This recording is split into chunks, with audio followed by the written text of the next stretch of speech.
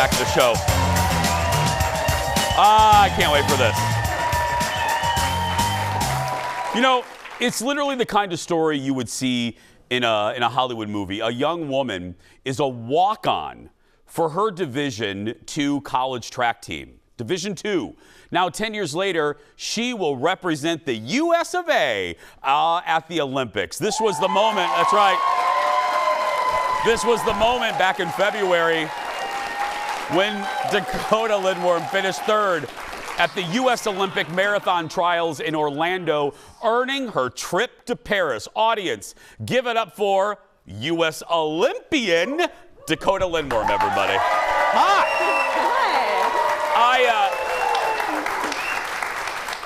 Thank you for being here. And I'm not gonna act like we don't have a connection. Our dear friend, Kelsey Carlson, anchor here at our home station of Fox 9, kind of introduced you to us. You're familiar with our show, right, is my understanding? Super familiar. I can't tell you how great of a program this is, and it's gotten me through some really hard times, just having it at the same time every day, just like during COVID, having it being like, okay, I'm looking forward to the Jason show today, or my mom passing. Like, there were so many great moments that I felt like I shared with you, and I'm emotional now talking about it. But oh, sweetie. I'm really happy to be here. Oh my God. You're an Olympian. I'm happy you're here. I mean, our staff can't jog from this end of the room to the other. So the fact that you're here, okay, speaking of that, I always enjoy, I don't know why I took my glasses off and on, but anyway, I always like when people take us to a moment that we will never experience. No offense to my lovely audience, but I think you're the only Olympian in this room right now. What is that like, the moment that you find out you're going to the Olympics? I don't even know if it's something you can put into words. Yeah, it's something every single day for 15 years that I've been working for. And it was a dream I realized in middle school that I wanted to achieve, and every single day working towards that, and then it coming to fruition is incredible. Executive producer Jeff said something to me in the office, and I know you'll understand this. Have you been able to wrap your head around the fact that, Jeff said this, not me, he goes, you are part of a finite group of humans. You know what I mean? Human beings that are Olympians. And I said to him, I go, I get it. There aren't that many people that do my job. You know what I mean? And I never forget that. Can you wrap your brain around that? I don't think I'll ever be able to wrap my brain around it, because you're right. It's so unique. It almost feels like I'm watching a story about myself come true. Really? Yeah.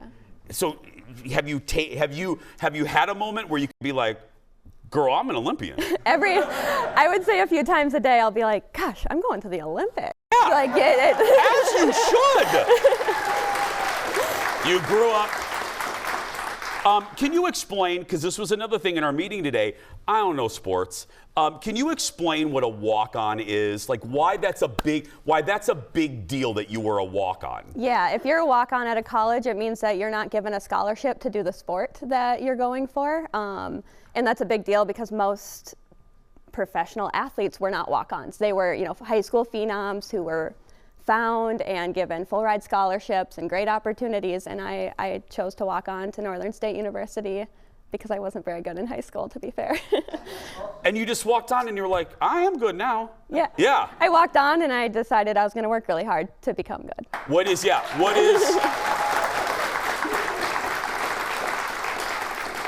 Dakotah, give me a little bit of what your life, what is the training like? I mean, because you work your blank off. What is a training day like for you? A training day would be typically somewhere between 10 to 12 miles in the morning, maybe a lift after, and then 6 to 7 miles in the evening. I usually get around 120, 130 miles a week. Yeah. It's a lot of running. Okay, wait. So you run that many miles in the morning, like before an Egg McMuffin? Yeah.